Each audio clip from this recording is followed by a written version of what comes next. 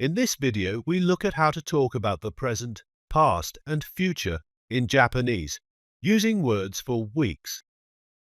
This week, last week, next week. 今週、先週、来週。This week, 今週。今週、アルバイトをしています。this week, I'm doing my part-time job. Note that you don't use the time particle, ni, after general time phrases in Japanese, such as this week, last week, or next week.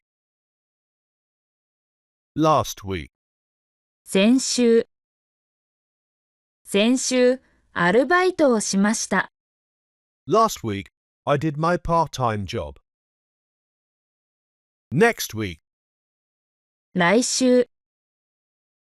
来週もアルバイトをします。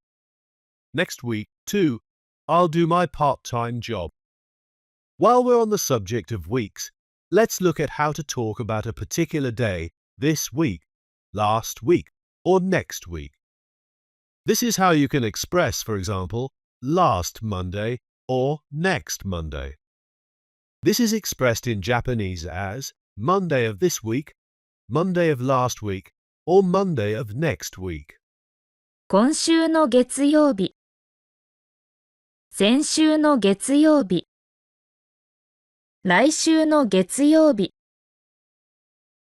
This Monday or Monday of this week. 今週の月曜日。今週の月曜日にアルバイトをします。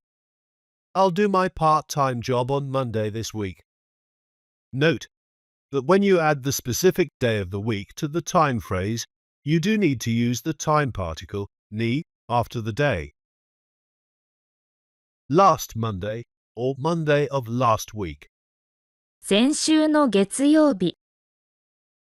先週の月曜日にアルバイトをしました。I did my part-time job on Monday last week. Next Monday or Monday next week.